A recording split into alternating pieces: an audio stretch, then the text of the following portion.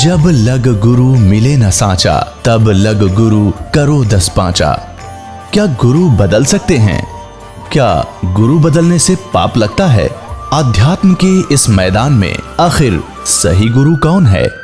गीता जी में वर्णित तत्वदर्शी संत कौन है? इन सभी प्रश्नों के उत्तर जानने के लिए अवश्य सुनिए जगत गुरु तत्वदर्शी संत रामपाल जी महाराज के मंगल प्रवचन। दर्शकों, जगत गुरु संत रामपाल जी महाराज के अद्भुत अलौकिक सत्संग प्रवचनों ने हिंदुस्तान में ही नहीं बल्कि विश्व में एक आध्यात्मिक ज्ञान की क्रांति ला दी है। लाखों श्रद्धालुओं ने हमें इन सत्संगों के प्रसारण के लिए बधाई पत्र भेजे हैं। इसके साथ साथ कुछ श्रद्धालुओं ने कुछ शंकाएं भी हमारे को भेजी हैं। हमने उन सब श्रद्धालुओं की शंकाओं के निवारण के लिए संत रामपाल जी महाराज से भेंट की तथा महाराज जी से उन सभी शंकाओं का निवारण जाना, जिसकी जिज्ञासा हमारे दर्शकों में बनी हुई है। तो आइए अब जानते हैं परम पूज्य जगत गुरु तत्वदर्शी संत रामपाल जी महाराज से आपकी हर शंका का समाधान। महाराज जी, हमने सुना है कि आप जी श्री ब्रह्मा जी, श्री विष्णु जी, श्री शिव जी आदि देवताओं की पूजा छुड़वाते हैं, क्या ये उचित है? ब्रह्मा विष्णु महेश को हम छुड़वा सकते हैं? हम कोई बालक है? परमात्मा कबीर जी आदरणीय गरीबदास साहिब जी को सतलोक लेकर गए थे। वह सब सतीथि से परिचित करा कर, ब्रह्मा विष्णु महेश की सतीथि से परिचित करा कर वहां पे छोड़ दिया। उसके बाद उन्होंने कहा था, तीनों देवा कमल दल बसे, ये ब्रह्मा विष्णु महेश, प्रथम इनकी वंदना फिर सुन सतगुरु उपदेश। उनका था कि तीनों ब्रह्मा विष्णु ये तीनों देवा कमल दल में बसते, हमारे कमलों में, इन दलों में अंदर रहते हैं।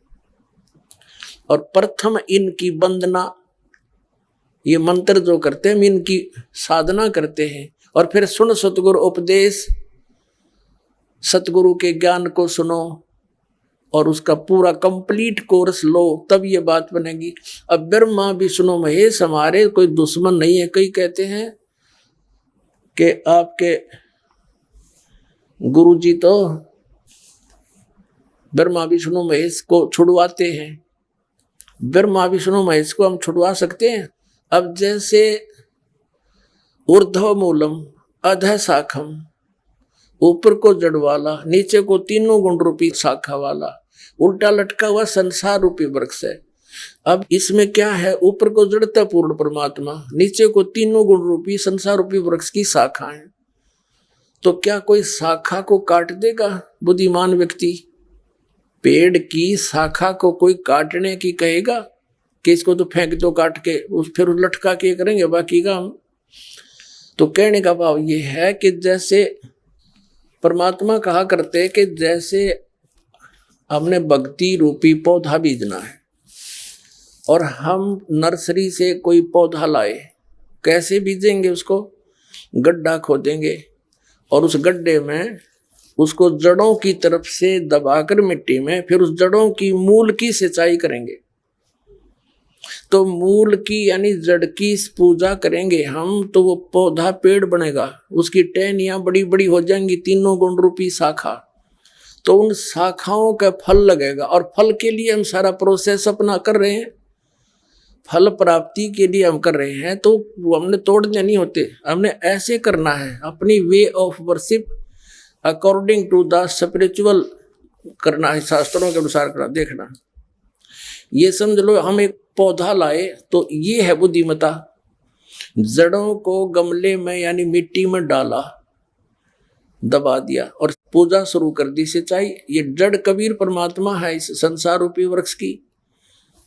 अब ये हमने जड़ों को पूजना है, इन ब्रह्मा विष्णु महेश की पूजा नहीं कर। हम क्या कर रहे हैं? ऐसे कर रहे हैं।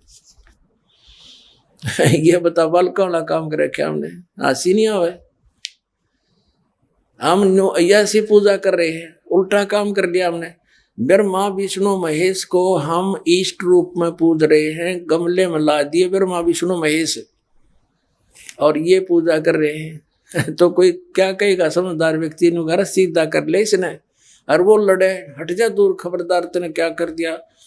अब देखो, जड़ छोड़ दी हमने, अब जड़ ऊपर रहेगी तो भक्ति रूपी पौधा सूख गया।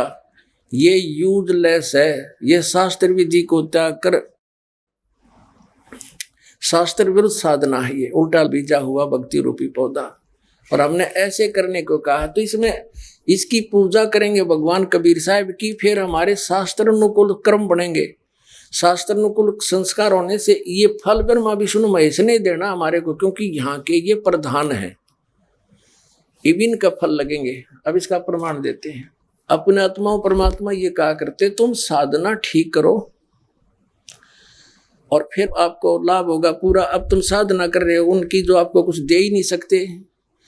अब जैसे आप किसी फैक्ट्री मालिक की नौकरी कर रहे हो, तो नौकरी उसकी कर रहे हो, आपकी हाजिरी लगकर तनख्वाह बनकर कैशियर के पास आती है, अकाउंटेंट के पास आती है। अब तनख्वाह तो देंगे अकाउंटेंट और वो कैशियर, लेकिन वो देंगे आपका वर्क डन, और वो भी उस मालिक की मजदूरी करोगे। तो यदि उस आप लागे अकाउंटेंट और कैशियर की जूते साफ करन, उसकी प्लेट धोना, वह नौकरी दी छोड़ आपने, वो खाक देंगे आपको, कहें बाजत चाह बिना प्याओ टाइम पे। तो इसी प्रकार हमने पूजा तो करनी है, मजदूरी तो करनी, इष्ट रूप में तो पूजना परमपिता को, कबीर साहब को, और फिर उससे बनेंगे हमारे शास्त्र अनुकूल जितने भी शुभ संस्कार फिर देंगे। यही यहाँ पर जब तक आप यहाँ रहोगे तो यहाँ के ये प्रधान है, इन्होंने हमारा वर्क डन देना है। जैसा कर्म करेगा फल देगा भगवान, इनका ये आखिरी विधान था। तो ये भगवान तो वर्क डन ही दे सकते, इसमें ऐड नहीं कर सकते। और फैक्ट्री मालिक बनवाने के रखे दे दे तोहफे में, यानी परमात्मा हमारे मालिक हैं, मालिक तो कुछ भी दे सकता है।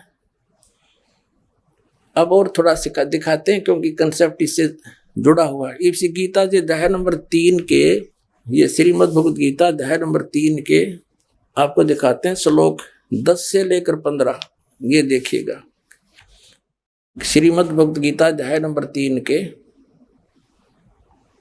और श्लोक नंबर 10।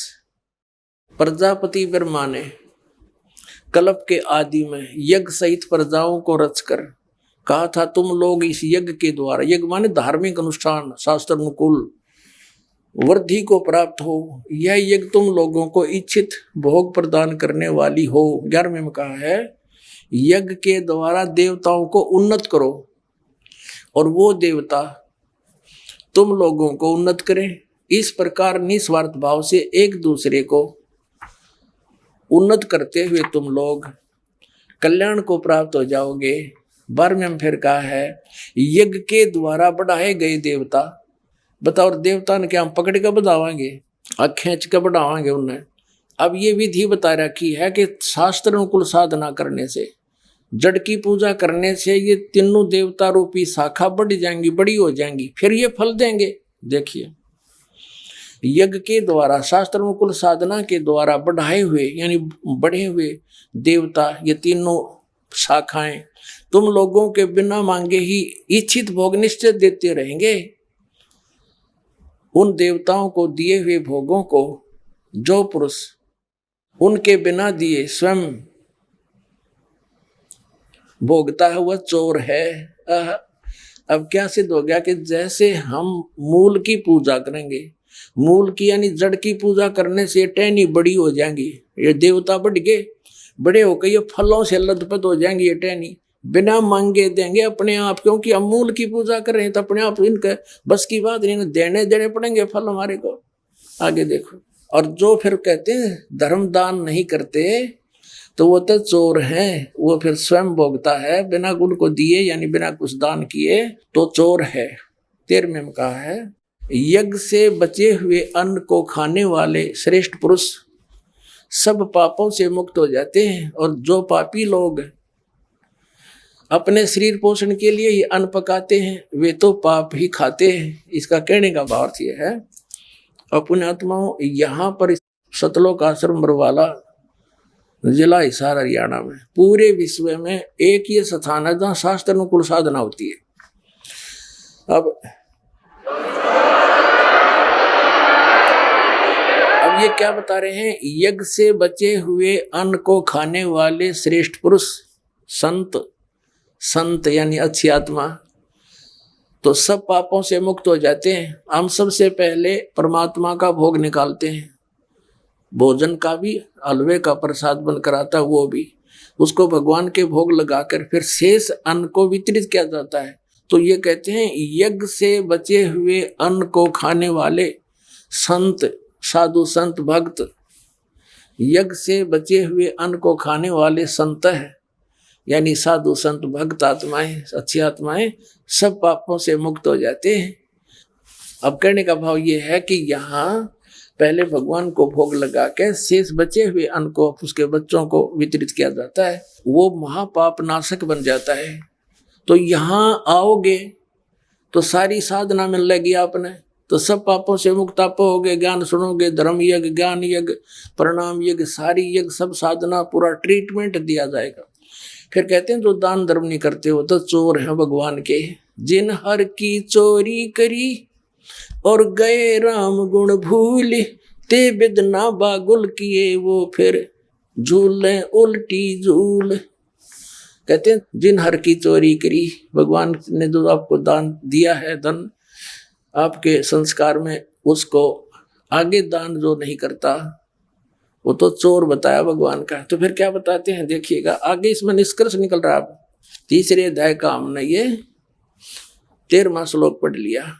यज्ञ से बचे हुए अन्न को खाने वाले श्रेष्ठ संत, संत माने आप अच्छी आत्माएं, सब पापों से मुक्त हो जाते हैं। और जो पापी लोग अपना केवल कमाया और खाया वहीं तक सीमित हैं, वो तो पाप को खाते हैं। अब 14 और 15 में एक निर्णायक ज्ञान दे दिया। पहले इनका अनुवाद पढ़ाएंगे इंजीनियरों का, फिर समझ में आएगा। संपूर्ण प्राणी अन्न से उत्पन्न होते हैं। अन्न की उत्पत्ति वृष्टि से होती है, वृष्टि यज्ञ से होती है। यज्ञ इसका अर्थ है शास्त्र अनुकूल कर्मों से जो होता है वो विहित कर्मों से उत्पन्न होने वाले हैं, यज्ञ यानी धार्मिक अनुष्ठान। और कर्म समुदाय को तो ब्रह्मो उद्भवम, इन्होंने ब्रह्म का अर्थ वेद कर दिया है। कोई बात हुई? ब्रह्म का अर्थ वेद कर दिया। ये लिखना था कि देखो हम यहाँ पर आए इस काल के लोक में, तो हमने कर्म करके ही मिलेगा, ना कति नहीं मिला। तो कहते हैं ये कर्म लगाए ब्रह्म ने बनाया विधान यहाँ का, और ब्रह्म की उत्पत्ति हुई परम अक्षर ब्रह्म से, उस परमात्मा से, सच्चिदानंद घन ब्रह्म से। इसका अर्थ तो ये है, लेकिन इन अज्ञानियों ने कुछ ज्ञान तो था नहीं, सारे उल्टे अडंगे अड़ा दिए। ये देखिएगा, कर्म समुदाय को तू वेद से उत्पन्न नहीं, ब्रह्म से उत्पन्न हुए। और ब्रह्म अक्षरम उद्भवम, अविनाशी परमात्मा से, यहाँ ब्रह्म लिखना था, ब्रह्म ये काल अविनाशी परमात्मा से उत्पन्न हुआ जान। इससे सिद्ध होता है कि सर्वगतम ब्रह्म, सर्वगतम माने सर्वव्यापी परमात्मा, सबका मालिक, सदा ही यज्ञों में प्रतिष्ठित है। वो इष्ट रूप में पूज्य है, वही प्रतिष्ठित है सभी यज्ञों में, उसको इष्ट मानकर पूजा करनी चाहिए। इसका निष्कर्ष ये निकल गया। अब हम उस परमात्मा को इष्ट मानकर पूजा करेंगे तो हमारी शास्त्र अनुकूल साधना होगी। और इसमें कहा कि सारा जो शास्त्र अनुकूल साधना करने से हमारे शुभ संस्कार बनेंगे। ये भक्ति रूपी पौधा बड़ा होगा, ब्रह्मा विष्णु महेश के पास हमारे संस्कार जाएंगे, और ये बिना मांगे आपको देंगे, आपको बिना मांगे देंगे। जैसे फल लदपत हो गए टहनिया के, आप भी खाओ, रिश्तेदार भी ले जाओ, और पड़ोसी भी तोड़ ले जाओ तो भी समाप्त ना हो। तो इतना इस प्रकार हमारा ये पूरा भक्ति क्रम पूरा होता है। तो हम आपको सबसे पहले परमात्मा ने कहा है कि तीनों देवा इन कमल दलों में बसे, ये ब्रह्मा विष्णु महेश, और प्रथम इनकी वंदना और फिर सतगुरु उपदेश। तो हम इनकी पूजा नहीं कर रहे, हम किसी का किराया दे रहे हैं। जैसे हम टैक्स भर रहे हैं बिजली का, हम बिल भर रहे हैं इसका, टेलीफोन का, वो पूजा थोड़ी कर रहे हैं, वो तो हम उनको दे रहे हैं। तो हमें हमारी सुविधाएं जारी रखेंगे, नहीं देंगे तो कनेक्शन काट देंगे। तो हम शास्त्र अनुकूल साधना कंप्लीट कोर्स ना करके अपनी अपनी डफली पीट रहे हैं, जिस कारण से हम परमात्मा से मिलने वाली साधना से वंचित होकर के हम नास्तिक होते जा रहे थे। अब परमात्मा ने दया करी आपके ऊपर और इस दास के ऊपर। इस दास को बनाया वो तत्वदर्शी संत, और जो ज्ञान परमात्मा 600 वर्ष पहले छुपा के थे खजाना, इस दास को चाबी दे दी। अब दास ने खोल दिया उसके बच्चों के सामने, अब खाओ और खर्चो, चलो सतलोक में।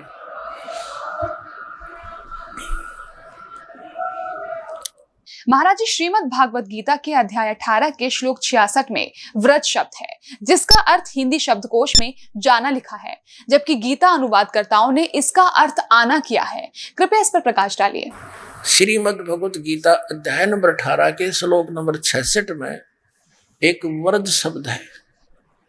और इन अनाड़ियों ने, अज्ञानी हमारे धर्म गुरुओं ने, ऋषियों ने, आचार्यों ने, शंकराचार्यों ने और मंडलेश्वरों ने इसका अर्थ का अनर्थ कर रखा है और घुमा रखा है।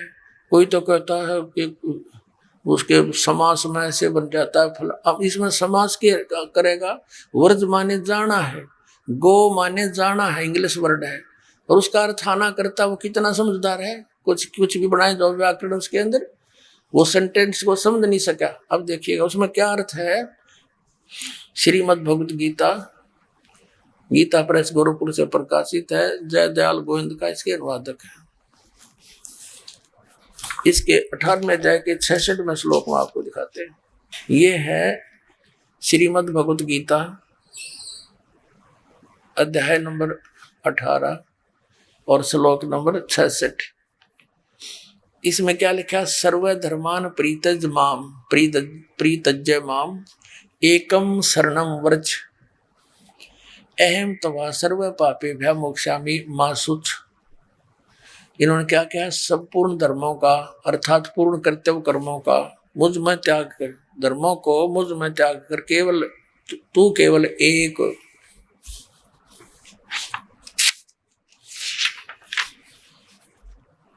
मुझ माम का अर्थ ने क्या लिखा है? मुझ सर्वशक्ति शक्तिमान सर्वाधार परमेश्वर की शरण में, शरणम माने शरण में, व्रज माने आजा, जबकि व्रज माने जाना होता है। मैं अहम तवा सर्व, मैं तुझे सब पापों से मुक्त कर दूंगा, शोक मत कर। अपना आत्मा पहले ये व्रज माने आना है या जाना है, ये कंसेप्ट क्लियर करना पड़ेगा। सर्व धर्मान प्रीतज माम, इसका अर्थ ये बनता है 18वें अध्याय के 66वें श्लोक का कि मेरे सतर के ओम नाम का और ये यज्ञ तुम करते हो, हवन यज्ञ आदि, ये सब धार्मिक अनुष्ठानों की कमाई मुझको दे दे, फिर तू उस सर्वशक्तिमान, उस एकम जिसके बराबर दूसरा ना हो, उसकी शरण में जा। और ये कहते मेरी शरण में आ। दूसरे अध्याय के 7वें श्लोक में अर्जुन कहता है कि मैं आपकी शरण में हूं। इसकी शरण में तो पहले ही था और मेरी वो दीप काम नहीं करती, मुझे मेरे हित में जो हो आप बताओ, मैं तो आपकी शरण हूं। और फिर इन्हों का मेरी शरण में आ जा, ये तो वर्ज माने जाना होता है। अभी दिखाते हैं आप, ये देखिएगा एक शब्द कोश दिखाते हैं। ये है संस्कृत हिंदी कोश, इसका वामन शिवराम आपटे इसका संग्रह करता है। ये मोतीलाल बनारसी दास पब्लिशर्स प्राइवेट लिमिटेड दिल्ली से प्रकाशित है। इसके 993 पृष्ठ पर आपको ले चलते हैं। ये देखिएगा यहाँ क्या लिखा? व्रज शब्द है, व्रज, व्रज माने जाना चलना, प्रगति करना, विदा होना, जाना चलना। स्पष्ट हुआ कि व्रज माने जाना होता, आना नहीं हो सकता। ये नकली, अभी नकलियों का दिखाऊंगा आपको, सारे का सांग 10 मिनट का सत्संग पुण्यात्मा ध्यान तो और सुन लियो। अब गीता प्रेस गोरखपुर वाले गीता आपने देख ली, व्रज माने आजा, मेरी शरण में आजा। अब दिखाता हूं आपको आसाराम जी महाराज का के द्वारा प्रकाशित श्रीमद् भगवत गीता, संत श्री आसाराम आश्रम अहमदाबाद। ये देखिएगा संत श्री आसाराम जी आश्रम, इनका ओम ताग कोई ब्योत नहीं, अहमदाबाद। श्री योग वेदांत सेवा समिति संत श्री आसाराम जी आश्रम, संत आसाराम जी बापू आश्रम मार्ग अहमदाबाद, आश्रम रोड जहांगीरपुर। ये इनका फैक्शन सारा वर्णन।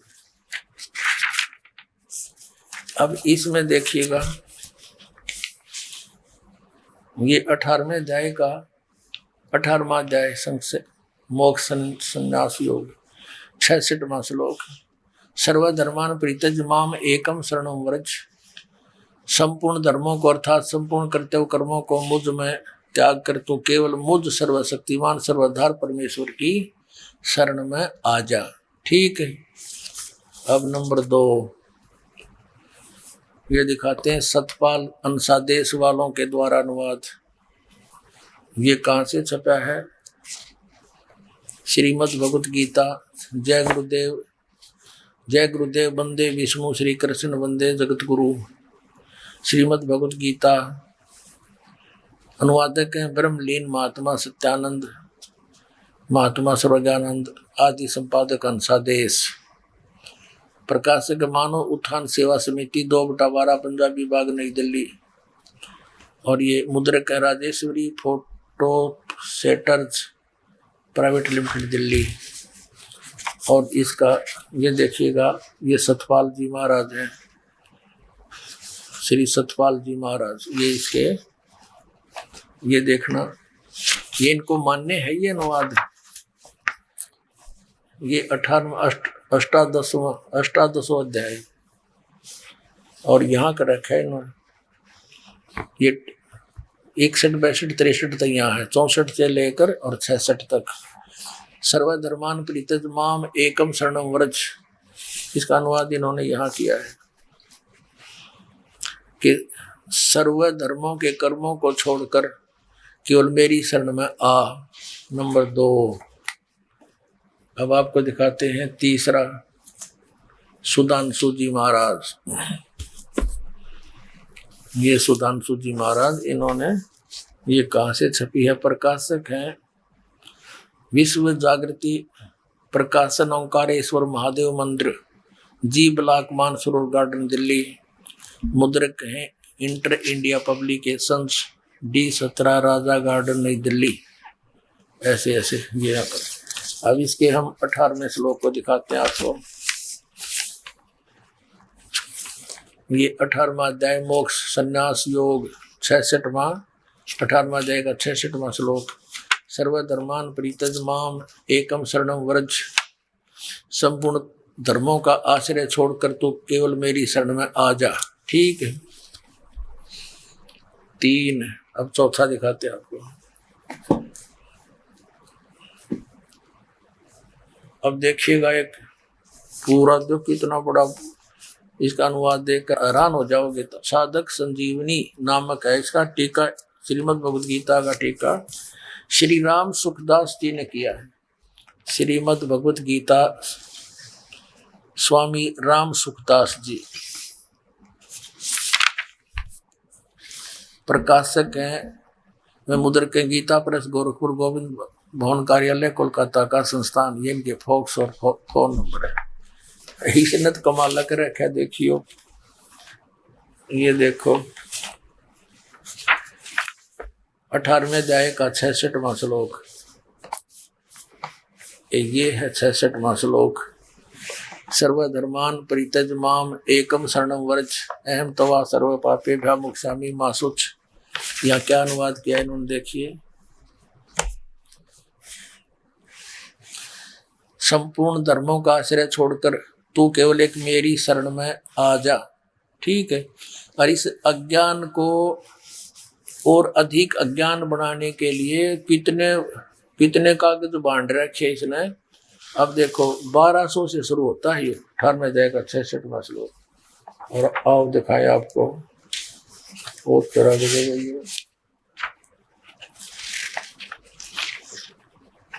यहाँ आ गया। ये देखो, ये 1200 से लेकर 1217 तक, ये 1217 पृष्ठ तक। और कति छोटी छोटी लिखाई है 18वें अध्याय के 66वें श्लोक का। एंड बैंड लिखते लिखते 17 पृष्ठ भर दिए ने। और कख नहीं इसके अंदर। और कितनी छोटी लिखाई है, जैसे समाचार पत्र की बात करें। और इसे 17 पृष्ठ ठोक रखे। 1-2 अक्षर की बात थी, वर्धमाने जाना होता है। इन अज्ञानियों ने, ज्ञान तो था नहीं, और हुआ बाई बक डाली इसके अंदर, अनजान अज्ञान बना दिया। अब देखो दिखाते हैं आपको सर्वपल्ली डॉक्टर राधा कृष्णन, इनके विषय बताया कि ये बड़े महापुरुष, इन जैसा तो कोई भगवत गीता की व्याख्या तथा प्रत्येक श्लोक सरल करके आधुनिक भाषा सर्वश्रेष्ठ दार्शनिक डॉक्टर राधा कृष्णन के कुछ इस ढंग से प्रस्तुत किया है। श्रीमद् भगवद गीता और हिंद पॉकेट बुक से ये छपी है। ये मुद्रक है, लेजर मुद्रक है, doctor security press private limited, इतना। अब देखो इन्होंने भी क्या कर रखा है, 18वें अध्याय का 66वां श्लोक, सर्वधर्मान परित्यज माम एकम शरणम व्रज, सर्व कर्तव्यों को छोड़कर तो केवल मेरी शरण में आ जा। ठीक है, हर एक और दिखाऊंगा, आपने कति चौड़े में झूठ बोल रहे। ये देखिएगा श्रीमद् भगवत गीता यथारूप, एस्कॉन वालों की है ये, एस्कॉन कृष्ण कृपा मूर्ति श्रीमद् CAC भक्ति वेदांत स्वामी प्रभुपाद संस्थापक आचार्य अंतर्राष्ट्रीय कृष्ण भावनामृत संघ। ये कहाँ से छपी है ये देखना। गीतोपनिषद यथारूप संपूर्ण अखंड संस्करण द्वारा कृष्ण कृपा श्री मूर्ति श्री मद AC भक्ति वेदांत स्वामी प्रभुपाद संस्थापक आचार्य अंतर्राष्ट्रीय कृष्ण भावनामृत संघ। ये Bhakti Vedanta book depot, Los Angeles London, Stockholm Sydney Hong Kong Mumbai, ये यहाँ से छपती है। और देखो न के कमाल कर रखा है कति। ये है 18वां अध्याय का 66वां श्लोक, 66वां श्लोक, या नीचे आ गया 66वां यहाँ पर। सर्वधर्मान परित्यज माम एकम शरणम व्रज अहम त्वा सर्व पापेभ्यो मोक्षामि मा शुच। यहाँ अनुवाद किया इन्होंने। देख कमाल इनकी तैयारी है कलाबाजी। इन्होंने पहले मीनिंग लिखे हैं। मीनिंग सर्वधर्मान माने समस्त प्रकार के धर्म, परित्यज माने त्याग कर, माम माने मेरी, एकम माने एकमात्र, शरणम माने शरण में, और व्रज माने जाओ। यहाँ अर्थ तो कति सही लिख दिया, व्रज माने जाना ही होता है। और देखो नीचे क्या अनुवाद यहाँ कर दिया, समस्त प्रकार के धर्मों का परित्याग करो और मेरी शरण में आओ। अरे वाह अंग्रेजों,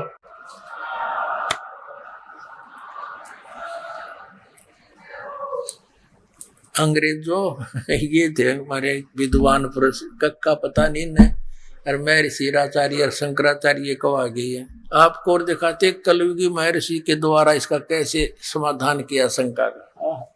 इसने देख के तो आपका कलजा पटेगा। इसे विद्वान था महर्षि दयानंद, दिखाता हूँ आपको। ये है पुस्तक महर्षि दयानंद सरस्वती का जीवन चरित्र। इसके लेखक हैं अमर शहीद पंडित लेखराम द्वारा संकलित प्रमाणिक उर्दू भाषा का आर्य भाषा में अनुवाद। अनुवादक हैं आर्य महाउपदेशक श्री कविराज रघुनंदन सिंह निर्मल। संपादक हैं पंडित श्री हरिचंद्र विद्यालंकर। प्रकाशक हैं आर्य समाज नया बांस दिल्ली 6 स्वर्ण जयंती के उपलक्ष्य में। अब इसके 208 पृष्ठ पर ले चलते हैं आपको। ये 208 पृष्ठ है। और कौन सा प्रसंग है ये? जीवन चरित्र महर्षि स्वामी दयानंद सरस्वती, मिर्जापुर की घटनाएं हैं ये। यहाँ लिखा है, एक समय इसके पास क्या है, राम गोपाल वैश्य ने जो वेदांती था बहुत सी टीकाएं यानी अनुवाद गीता की देखी, परंतु एक श्लोक के विषय में जो उसका संदेह था वह दूर न हुआ। अंत में वह एक दिन हमको साथ लेकर, लेखक कहता, स्वामी जी यानी महर्षि दयानंद जी के पास गया और स्वामी जी से कहा कि आपसे कुछ पूछना है। उन्होंने आज्ञा दी। तब यह श्लोक पूछा, सर्वधर्मान प्रीतज माम एकम शरणम व्रज।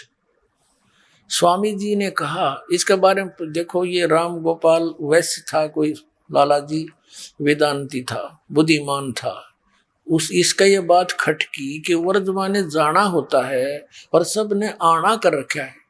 तो महर्षि दानंद का बोलबाला था, तो वहां गया, उससे पूछा महाराज इसका अर्थ बताओ, समाधान बताओ कि व्रज माने जाना होता है, ये आना कैसे कर रखा सबने। तो चले फिर महर्षि दानंद इसका समाधान करने, देखना। स्वामी जी ने कहा सर्वधर्मान प्रीतज माम एकम शरण व्रज। व्रज का समाधान करने चले स्वामी दानंद। स्वामी जी ने कहा सकंद वादीसु परम रूपम वाचम। इस वार्तिक के वकार के अकार के आगे परे जो अकार रहा उसको तद्रूप हो गया, अर्थात वह शब्द धर्म ही रहा, परंतु वास्तव में अधर्म है। अर्थ अधर्म होगा जिससे वह बहुत प्रसन्न हुआ। देखो अब लेखक उसकी बड़ाई कर रहे गए हैं कि उसने समाधान कर दिया। किसने? स्वामी दानंद ने। वर्ज माने जान की बजाय आन का क्या कहता है? वार्तिक का, वकार का, अकार का है, अकार का अधर्म का अधर्म हो गया, धर्म का धर्म अधर्म ही रहा। और कहते हो बड़ा खुश होया, उसका समाधान हो गया। इसने खाक समाधान करके देखियो। फिर देखो स्वामी जी ने कहा सकंदवादीसु परम रूप वाचम, जो मतलब की बात थी वह छेड़ी नहीं और सिकली शुरू कर दी। इस प्रकार इस वार्तिक के, वकार के, अकार के आगे और पाछे अकार, अधर्म और सधर्म, अन्यों को बड़ा खुश हुआ। फिर उसने वो जिससे वह बड़ा प्रसन्न हुआ। कौन? यू गोपाल, राम गोपाल वैसे उसका समाधान हो गया। अब ठीक है भाई, वो महर्षि को वहां थे श्रद्धालु तक मान लिया होगा, ठीक है भाई हमारी समझ तो बार बात से, पर यू वर्तमान ने तो जाना हो है, ये स्पष्ट है। गो माने जाना होता, उसका आना कैसे होगा? कार मकार खकार के था, इसके आगे बकवास करेंगे। ये महर्षि दानंद का समाधान। निरंजन धन तेरे बार, निरंजन धन तेरा दरबार, जहाँ पर तनिक न न्याय विचार। वैसा उड़े मूल मूल खासा, गल मोतियों के आर। वैसा उड़े मूल मूल खासा, गल मोतियों के आर। पतिव्रता को मिले न खादी, वो सूखा नरस आहार। निरंजन धन तेरा दरबार, निरंजन धन तेरा दरबार, जहाँ पर तनिक न न्याय विचार। पाखंडी की पूजा जग में संत को कहें लबार। पाखंडी की पूजा जग में संत को कहें लबार। अज्ञानी को परम विवेकी, ज्ञानी को मूढ़ गंवार। निरंजन धन तेरा दरबार, निरंजन धन तेरा दरबार, जहाँ पर तनिक न न्याय विचार। कहे कबीर सुनो भाई साधो, ये सब उल्टा व्यवहार। कहे कबीर सुनो भाई साधो, या सब उल्टा व्यवहार। सच्चों को तो ये झूठा बतावे, इन झूठों का एतबार। निरंजन धन तेरा दरबार, निरंजन धन तेरा दरबार, जहाँ पर तनिक न न्याय विचार। कहे कबीर सुनो भाई साधो, या सब उल्टा व्यवहार। कहे कबीर सुनो भाई साधो, या सब उल्टा व्यवहार। सच्चों को तो ये झूठा बतावे, इन झूठों का एतबार। निरंजन धन तेरा दरबार, निरंजन धन तेरा दरबार जहां पर तनिक न न्याय विचार। परमात्मा क्या करते, लेकिन झूठा बता सब विश्वास करे बैठे, और मुझ सच्चे न ते झूठा बता, झूठा का एतबार न, धन तेरा दरबार। यू कहता है सर्व धर्मान परितज माम, मेरे सतर की जितनी भी धार्मिक तेरी क्रियाएं हैं, ओम नाम से लेकर ये यज्ञ आदि मुझे छोड़ दे, फिर एकम शरणम व्रज। सर्व धर्मान परितज माम, इसका अर्थ ये बनता है 18वें अध्याय के 66वें श्लोक का, कि मेरे सतर के ओम नाम का और ये यज्ञ तुम करते हो, हवन यज्ञ आदि, ये सब धार्मिक अनुष्ठानों की कमाई मुझको दे दे, फिर तू उस सर्वशक्तिमान, उस पर, उस एकम जिसके बराबर दूसरा ना हो, उसकी शरण में जा। और ये कहते मेरी शरण में आ। दूसरे अध्याय के 7वें श्लोक में अर्जुन कहता है कि मैं आपकी शरण में हूँ। इसकी शरण में तो पहले ही था, और मेरी वो दीप काम नहीं करती, मुझे मेरे हित में जो हो आप बताओ, मैं तो आपकी शरण हूँ। और फिर नो कहा मेरी शरण में आ जा, ये तो वर्तमाने जाना होता है। आइए अब हम उन श्रद्धालुओं के अनुभव जानते हैं जो जगत गुरु तत्वदर्शी संत रामपाल जी महाराज जी से दीक्षा प्राप्त कर चुके हैं तथा उनके द्वारा बताए गए भक्ति मार्ग पर चल रहे हैं। क्या नाम है जी आपका? सर मेरा नाम ओम प्रकाश दास है। वैसे मुझे जो है सरकारी तौर पे जो नौकरी में मेरा नाम दर्ज है वो ओम प्रकाश हुड्डा के नाम से है, OP Hooda, doctor OP Hooda. तो डॉक्टर साहब आप कहाँ कहाँ आपने नौकरी की? सर मैंने जो है जब मेडिकल अफसर के तौर पे मैंने बुटाना नौकरी ज्वाइन की थी, उसके बाद मेरी पानीपत डिस्ट्रिक्ट में है मैं रहा 2-2.5 साल। उसके बाद मैं सोनीपत मेडिकल सुपरिटेंडेंट की पोस्ट पे आया, और उसके सोनीपत से मैं यमुनानगर में CHC नागपुर है 4.5 साल वहाँ रहा।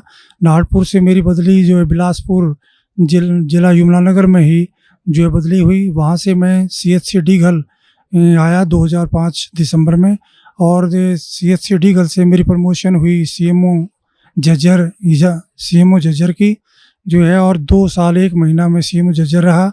उसके बाद सर मेरी जो है वहाँ अपॉइंटमेंट हुई deputy director senior scale Panchkula, और पंचकुला के बाद मैं CMO सिरसा रहा 1 साल तकरीबन, और उसके बाद मेरी बदली हुई CMO हिसार के तौर पे, जहाँ से मैं 30 अप्रैल 2011 को CMO के पद से रिटायर हुआ हूँ। ये डॉक्टर साहब संत रामपाल जी महाराज की शरण में कैसे आए? संत रामपाल जी महाराज की शरण में मैं ऐसे आया कि मेरी पोस्टिंग 1998-99 में कुरुक्षेत्र रही। तो और मेरी पत्नी जो है वो टीचर थी नर्सिंग कॉलेज में सोनीपत। तो एक दिन हमारे घर जो है किसी बच्ची का आना हुआ जो 12वीं क्लास में पढ़ती थी। तो बच्ची ने ये नानी जी को ये बताया कि नानी जी मैं सोमवार को आई तब भी आपका व्रत था, मंगलवार को आई तब भी आपका व्रत था, शुक्रवार को आई तब भी आपका व्रत था, तो मैं आपकी इतनी पूजा पाठ का एक कैप्सूल बना दूं, क्योंकि इतने व्रत उपवास आप रखोगे तो आप बहुत कमज़ोर हो जाओगे। तो मेरी धर्मपत्नी ने कहा कि बेटी बना देना।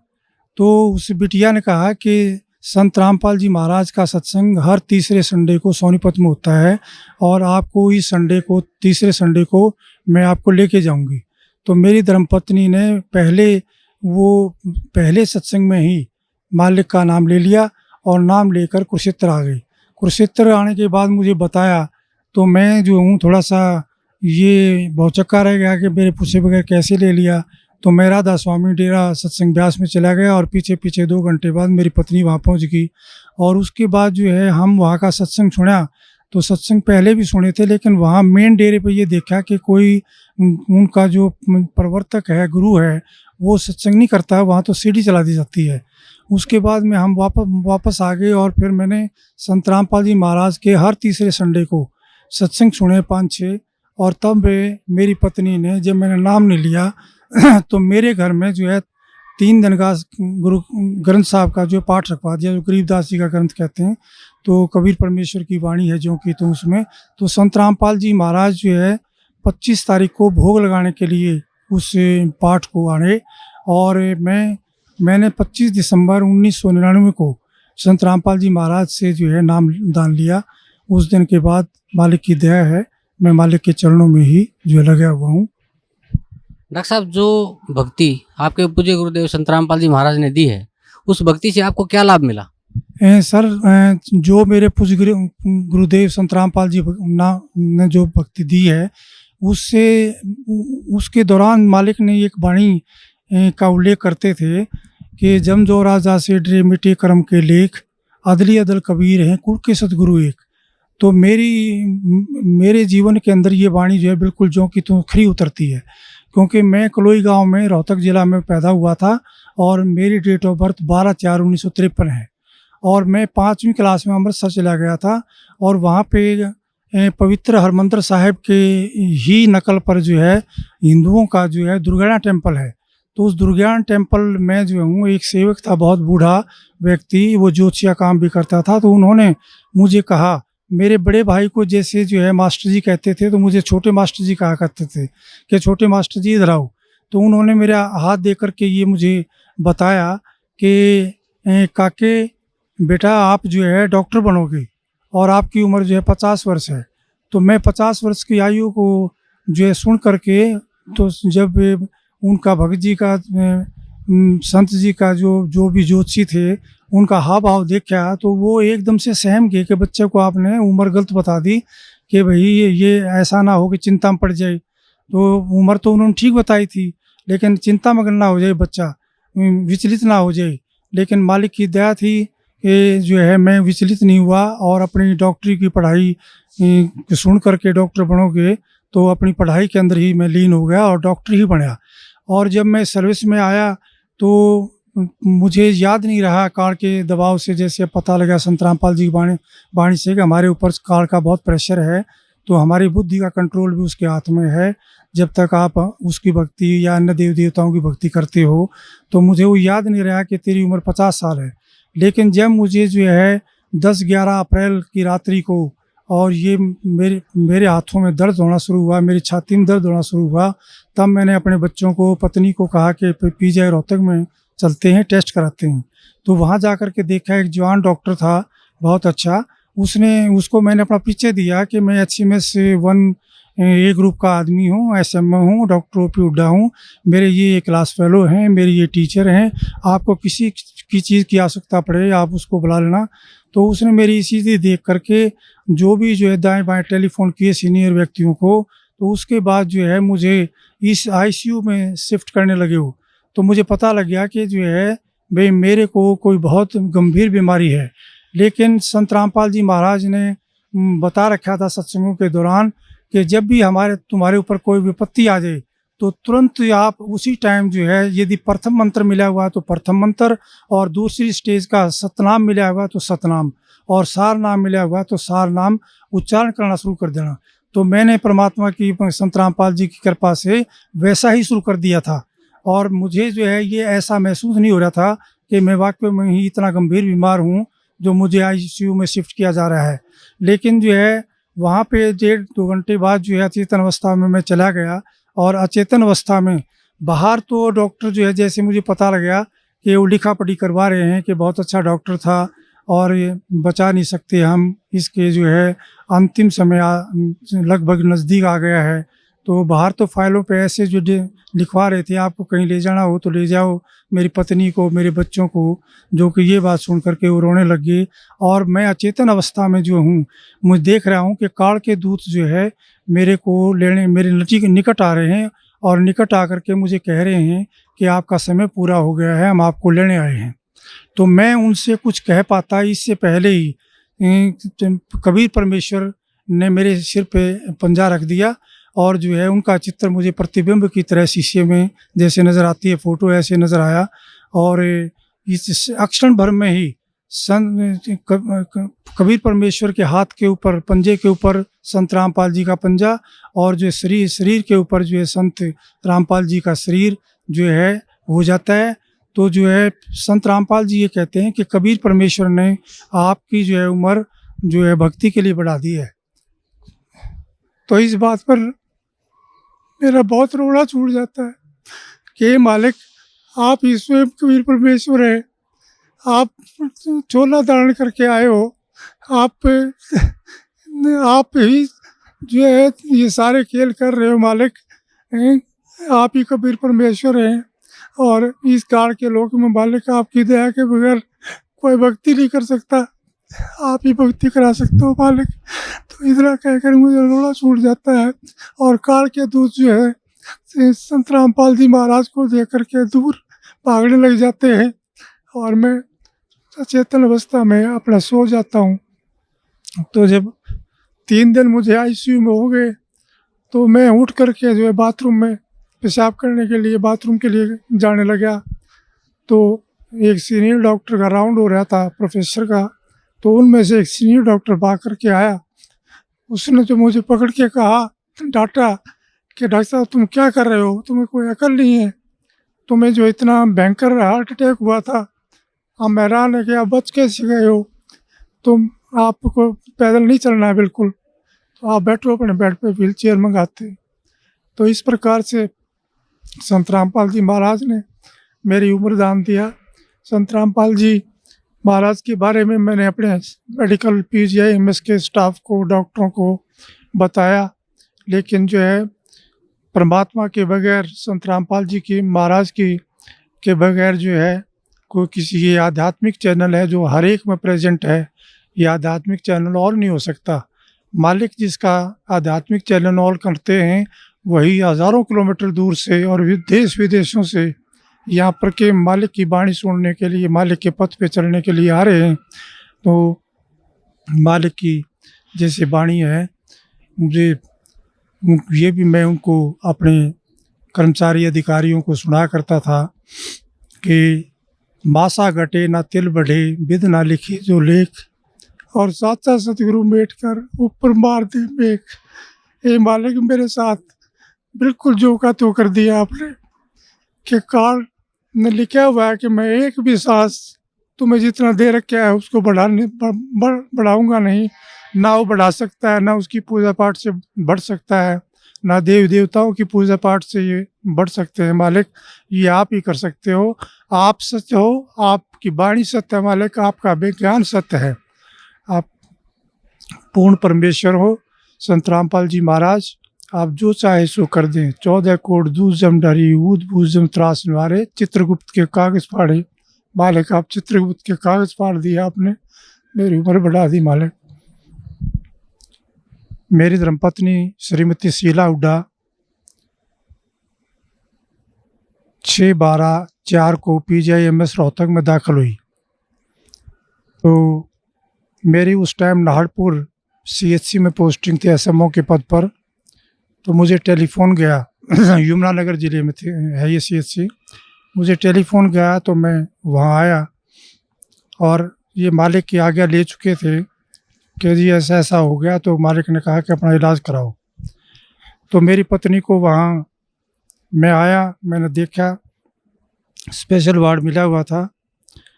तो ये जो भी डॉक्टर आता, जो भी जो कर्मचारी आता वहाँ पे ये कह कर के जो है रोने लग जाती थी कि मेरी आँख क्या ठीक हो जाएगी, क्योंकि इनकी आँख में बैंगापन हो गया था। तो उस बैंगनपन की वजह से जितने भी डॉक्टर आते वो यही कह करके जाते कि हमारे बस की बात नहीं है। जैसे आई डिपार्टमेंट से दाखिल हुए थे तो आई डिपार्टमेंट वालों ने कहा कि हमने सारे टेस्ट करा लिए हैं, आप न्यूरोलॉजी वालों को दिखाओ। न्यूरोलॉजी वालों को दिखाते रहे, उन्होंने कहा कि कोई भी डिफेक्ट नहीं है, इनका MRI, कैट स्कैन, अल्ट्रासाउंड सब कर लिया हमने, तो हमें कोई डिफेक्ट नज़र नहीं आता है।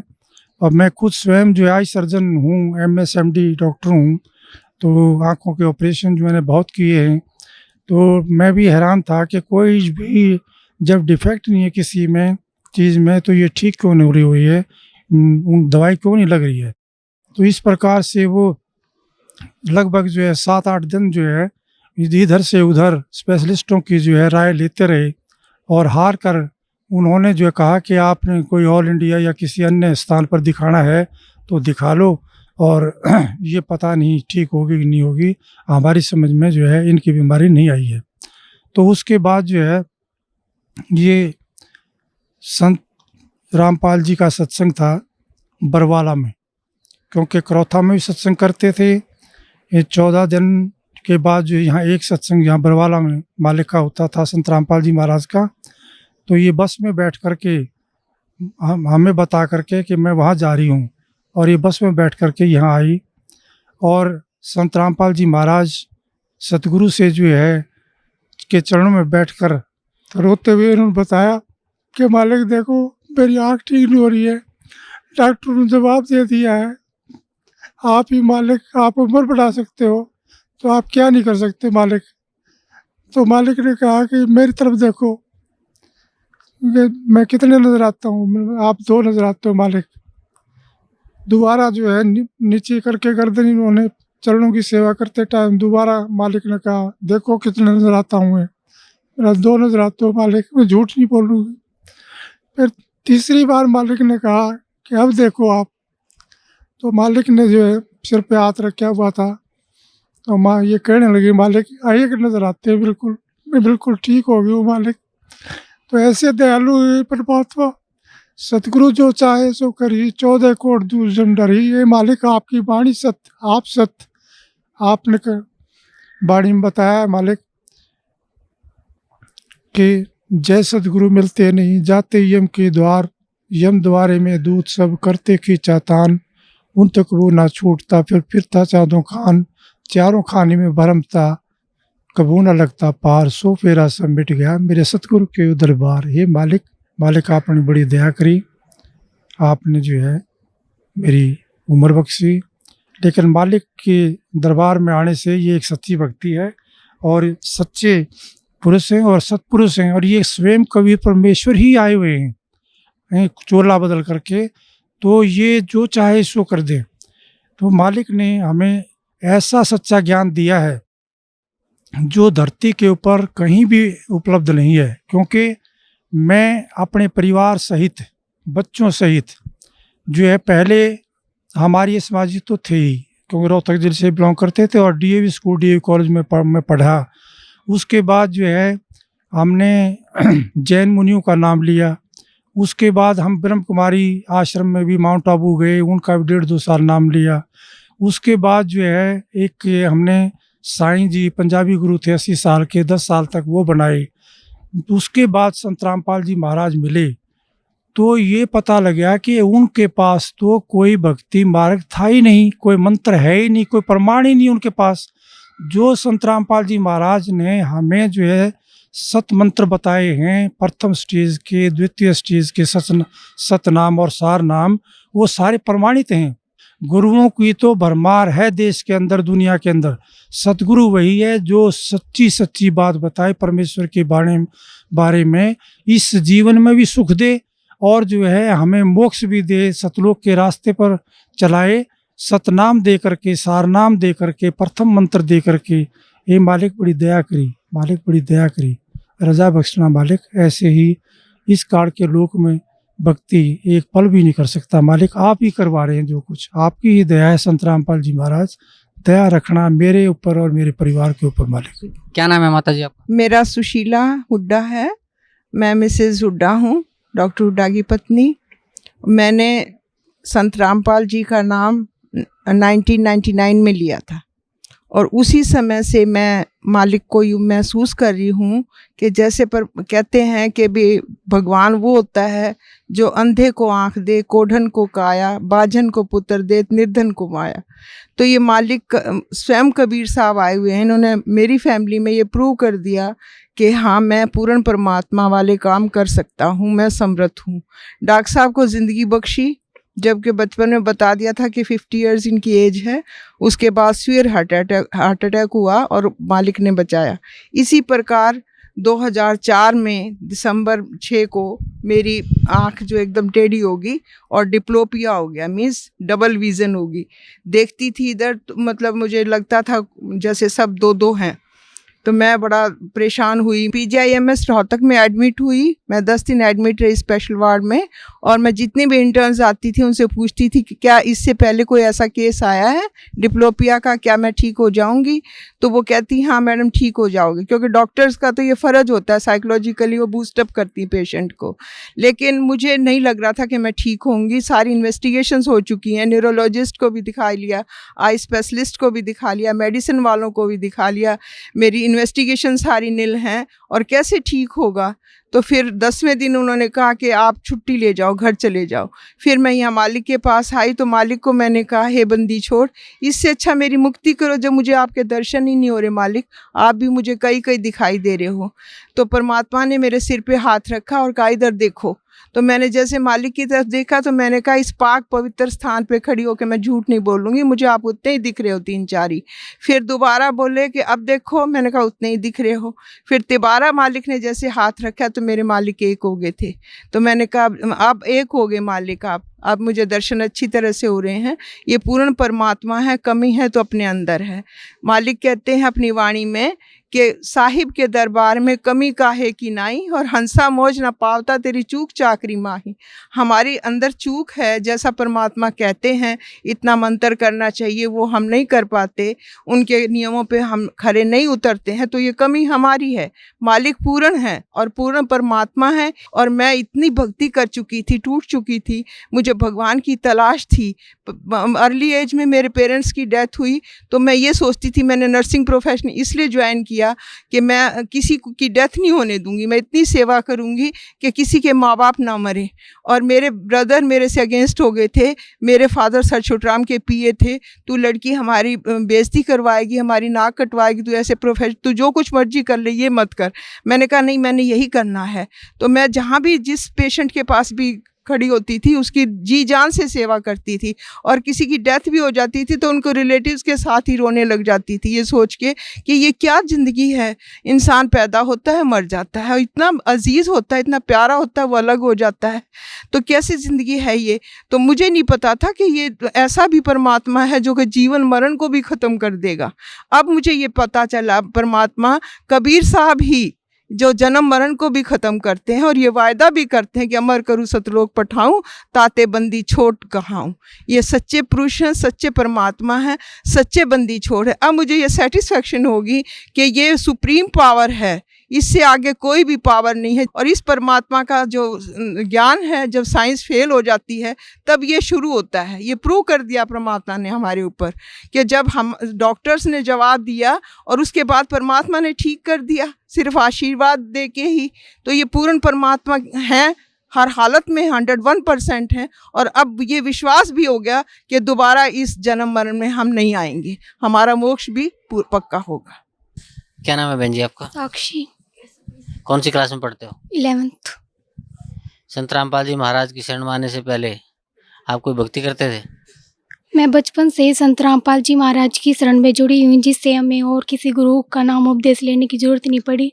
और मैं अपने आप को बहुत लकी मानती हूँ कि मुझे बचपन में ही संत रामपाल जी महाराज की शरण मिली और मैं संसार की अनेक प्रकार की बुराइयों से बची रही। संत रामपाल जी महाराज की शरण में कैसे आए आप? पहले मेरी मम्मी ने नाम ले रखा था तो मम्मी ने हमें नाम दिलवाया था। तो जो भक्ति आपके गुरुजियों ने दी है संत रामपाल जी महाराज ने, उस भक्ति से आपको क्या लाभ मिला?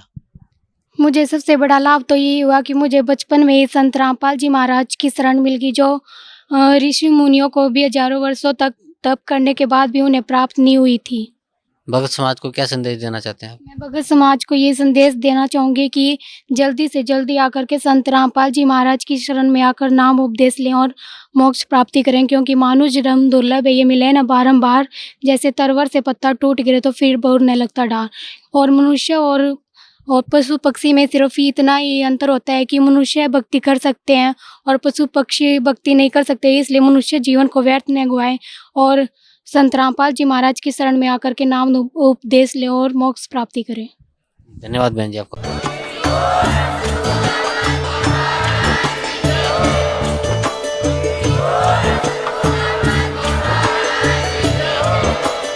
आप सुन रहे थे जगत गुरु तत्वदर्शी संत रामपाल जी महाराज जी के मंगल प्रवचन। अधिक जानकारी के लिए विजिट कीजिए हमारी वेबसाइट www.jagatgururampalji.org। संत रामपाल जी महाराज जी के शुभ आशीर्वाद से पूरे विश्व भर में 500 से भी ज्यादा नाम दीक्षा केंद्र हैं, जिन पर संत रामपाल जी महाराज जी द्वारा ऑनलाइन निशुल्क नाम दीक्षा दी जा रही है। अपने नजदीकी नाम दीक्षा केंद्र का पता करने के लिए संपर्क करें 8222880541।